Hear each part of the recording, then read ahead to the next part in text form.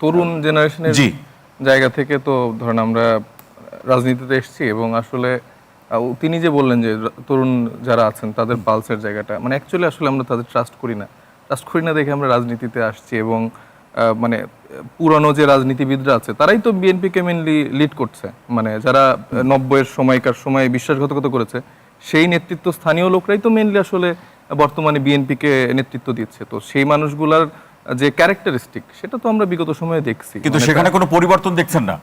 1-1.5 বছরে তো আমরা কোনো পরিবর্তন দেখলাম না। সেই আগের পুরানো কালচার হয়তো মুখে মুখে কিছু বহিষ্কার বা কিছু এরকম লোক দেখানো নাটক আমরা দেখছি, কিন্তু অ্যাকচুয়ালি গুণগত যে পার্থক্য সেটা তাদের মধ্যে আসলে আসেনি। আপনাদের রাজনীতি দিয়ে কি পরিবর্তন দেখেন? হ্যাঁ সেটা আমি বলছি ভাই, আমার ঠিক সময় একটু বলেন না। তো সেই জায়গা থেকে বিএনপির জায়গায় আমরা ওই গুণগত পার্থক্যটা দেখিনি।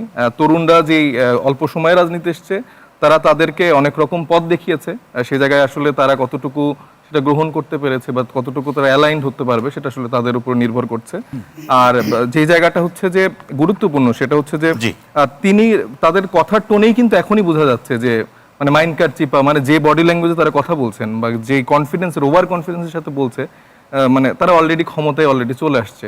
টোনটা এরকম, কারণ স্বাভাবিক আপনার ডিসি ওসি মানে প্রশাসনিক যে জায়গাগুলো যে সেট আপ দরকার একটা ইলেকশন আয়োজন করার জন্য বা ফাংশন করার জন্য আগের কায়দায় তো তারা অলরেডি এটা কমপ্লিট করে ফেলছে। এখন খালি সময়টা হচ্ছে যে কখন আমরা ওই চেয়ারটায় বসবো, চেয়ারটায় বসে ডোন্ট অফ ডিসেন্ট বা যা যা আছে না কেন তাদের মন মতো করে তারা এটা বাস্তবায়ন করবে। তখন কিসের মানে জুলাইয়ের তরুণরা বা যারা আছে না কেন তাদেরকে তাদের দেখার বিষয় থাকবে না। এবং এই জায়গাটা পুরানো রাজনীতিবিদদের যে একটা পুরানো অভ্যাস সেটা আমরা বিগত সময়ের আলোকেই আসলে বলতে পারি। তারা বলে একটা করে একটা, আবার দেখা যাচ্ছে যে ভোটের আগে একরকম কথা বলবে।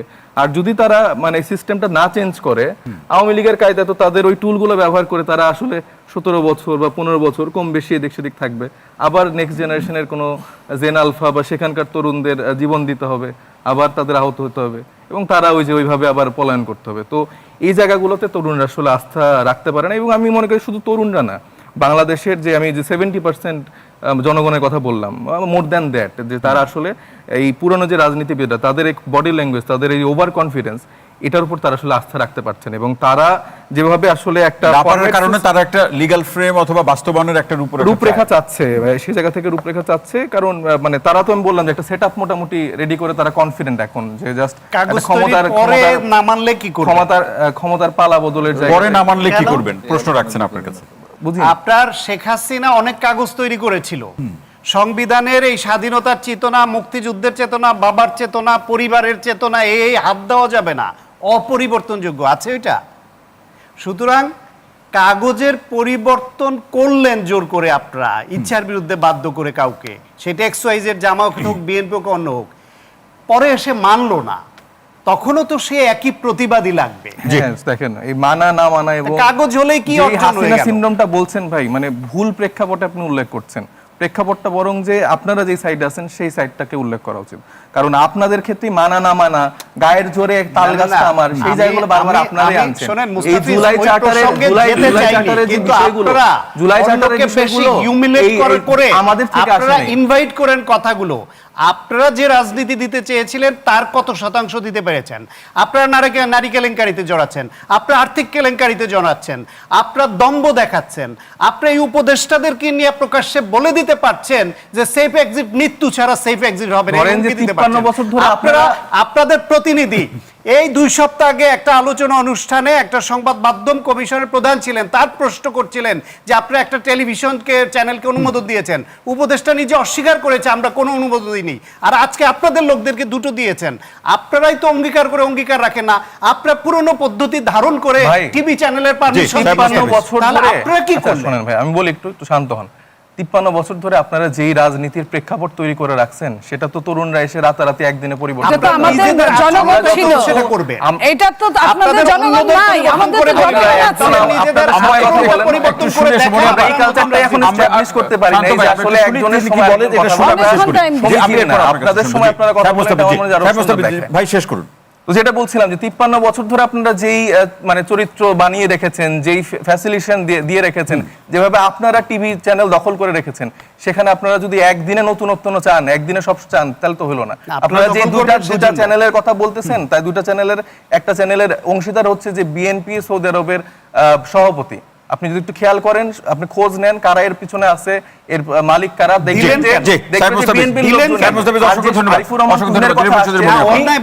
সাংবাদিক হিসেবে অবিশ্বাসের মূল কারণটা কিন্তু এইখানে একটু আমি বলি, অবিশ্বাসের মূল কারণটা এতক্ষণ যে আলোচনা হলো এখান থেকেই আসে। আপনি দেখেন, আপনি বলল যে আমলারা সব আমাদের সব, অথচ 2টা মাত্র ডিসি ছিল বিএনপির, তার মধ্যে একটা ডিসি কিন্তু উইথড্র করে নিয়ে চলে আসছে চিটাগংয়ের। তা আমাদের ডিসি পর্যন্ত নাই, ডিসি এসপি কিচ্ছু নাই সেইখানে, মানে ছাত্রদল করতে এক সময়, আমি ওটা বলছি ছাত্রদল করা।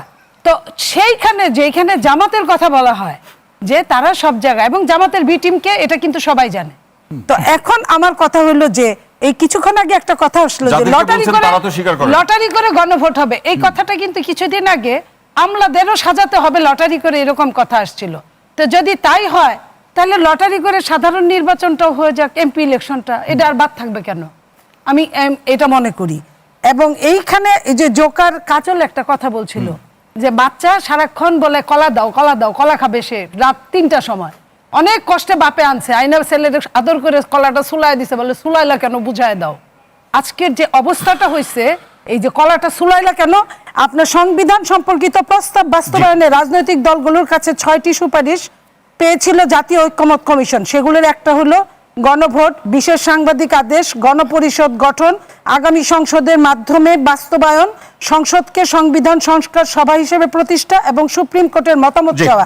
এখানে কোথাও কিন্তু বলে নাই গণভোট আগে করতে হবে। তাইলে এই গণভোটটা মাইনে নিল বিএনপি, তারপরে শুধুমাত্র বিএনপির দোষ কি? বিএনপি নির্বাচন চায়, সাধারণ নির্বাচন চায়।